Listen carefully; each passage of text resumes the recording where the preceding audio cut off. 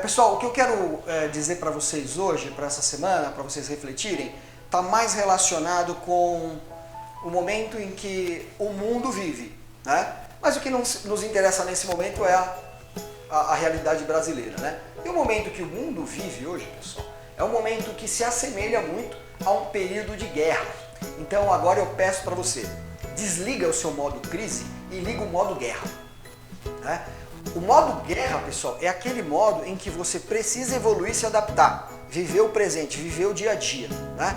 Ter uma lista de coisas para fazer e fazer todos os dias e procurar evitar a todo momento ouvir a mídia, né, de massa, a mídia mainstream, procurar evitar notícias que possam corromper o seu modo guerra, né? Então o seu modo guerra é aquele modo em que você precisa sobreviver, porque você tem um paralelo hoje, que eu acho que vai ser muito legal, talvez ajude muito você na sua estrutura de liderança, que é o modo guerra, um modo parecido com a guerra mais próxima que nós tivemos, onde nós tivemos, que foi a Segunda Guerra Mundial, que é onde nós tivemos o campo de concentração.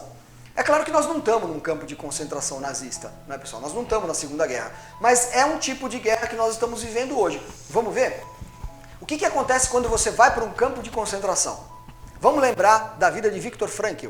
Depois você joga no Google lá, que é muito legal. Mas vamos lembrar da vida de Viktor Frankl. O que ele deixou para nós, para o conteúdo filosófico da humanidade e psicológico da humanidade? O que ele deixou para nós? Primeiro, quando você vai para um campo de concentração, a primeira coisa que fica prejudicada são seus bens materiais.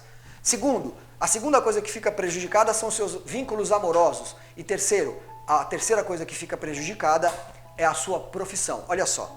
Então, quando você entrava num campo de concentração nazista, eles tomavam os seus bens, separavam você da sua família e prejudicavam a sua profissão. É claro que algumas pessoas ainda praticavam alguma coisa, exerciam alguma coisa dentro do campo de concentração, mas a grande maioria das pessoas não, ficava cerceada na sua profissão. E o que Viktor Frankl começou a perceber? Ele começou a perceber que a cada vez que chegavam rumores que a guerra ia acabar, por exemplo, no dia 10 de abril parece que a guerra vai acabar, vão assinar um armistício e a guerra vai acabar. E aí chegava o dia 10 de abril e a guerra não acabava, e aí começava dentro do campo de concentração, começava a morrer um monte de gente. Morria de problemas respiratórios, morria de tifo, morria de inanição, morria de desgosto. O que Viktor Frankl começou a perceber, pessoal? Ao olhar para o lado, ele começou a perceber uma coisa, falou, olha, nem todos morrem. Ele começou a perceber que algumas pessoas, mesmo que não eram as mais saudáveis, não eram as mais inteligentes, não eram as mais despertas, não eram essas pessoas. Essas pessoas também morriam, mesmo as mais saudáveis também morriam, pessoal. O que ele começou a se tocar? Que algumas pessoas que sobreviviam, possuíam, pessoal, olha, anota isso aqui. Se você esquecer de tudo que eu falei, anota essas 3 coisas aqui comigo, ó.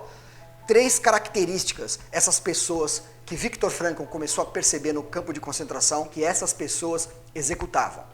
Primeiro, essas pessoas amavam alguém profundamente. Elas tinham sempre uma foto de álbum da família ou elas... Porque você imagina uma coisa, tá todo mundo na merda, pessoal. Todo mundo na merda, todo mundo no mesma barca furada, você entendeu? Todo mundo junto.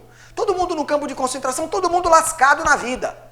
Agora você presta atenção, essas pessoas, algumas dessas pessoas arrumavam um jeito de superar a sua psique, elas arrumavam um jeito de ajudar as outras dentro do campo de concentração. Então a primeira coisa que ele percebeu nas pessoas é que essas pessoas elas amavam, essas pessoas elas tinham o coração para fora, elas queriam ajudar os outros mesmo estando na mesma barca furada. Primeira característica, elas tinham um amor tanto fora do campo de concentração como dentro. Segunda característica dessas pessoas, pessoal, essas pessoas, elas tinham um propósito maior.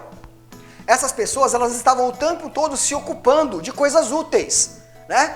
Agora, fazendo um parênteses aqui, tem uma passagem bíblica de Paulo que é sensacional, que Paulo fala assim, ocupe-se de coisas úteis, tudo que é bom, tudo que é belo, tudo que é justo, tudo que é puro, nisto pensai, tá? A passagem de Paulo, joga no Google que você vai ver que coisa mais linda, né? Ocupe-se de coisas úteis.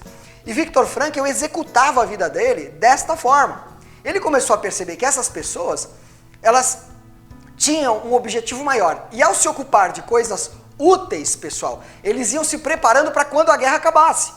Na mente deles, aquele período estava sendo usado para que eles melhorassem. Olha que loucura. Viktor Frankl começou a olhar no campo de concentração e as pessoas se degradando, né? Se degradando psiquicamente. Vinha notícia, a guerra vai acabar. A guerra não acabava, né? Morria alguém, morria um parente, morria um conhecido.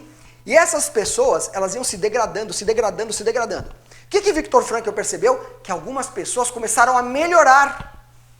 Aquele mesmo ambiente que fez com que pessoas morressem e se degradassem, algumas melhoravam. E ele começou a observar. Então, a primeira característica eram pessoas que amavam, que tinham o coração para fora, né? Que se doavam, mesmo estando na mesma barca furada. Segunda característica, essas pessoas focavam em coisas maiores que elas mesmas e iam se preparando para quando a guerra acabasse. Terceira e última característica que Viktor Frankl percebeu, pessoal, essas pessoas entendiam a vida de uma forma diferente. Elas entendiam a vida como, olha, o sofrimento é natural e inevitável. Né? Eu não vim para a vida para viver um mar de rosas. A vida, Deus, ninguém me deve nada. Então, essas pessoas tinham uma sensação sobre a vida diferente das demais. Elas entendiam aquelas dificuldades da vida como coisas da vida. Né? Que esses sofrimentos inevitáveis eram coisas acontecentes e que não era necessariamente ela sendo uma criatura abandonada por Deus. Essas pessoas, quando elas olhavam os oficiais nazistas recebendo comida, banquetes, carros, né, pessoas chegarem, ela não pensava, ela não tinha o seguinte gatilho mental: olha, Deus me abandonou, Deus quer melhor. Aqueles soldados, aqueles tenentes, aqueles generais, aqueles coronéis querem melhor, aqueles que estão no controle da situação. Deus olhou para eles e Deus não olhou para mim. Elas não tinham esse pensamento.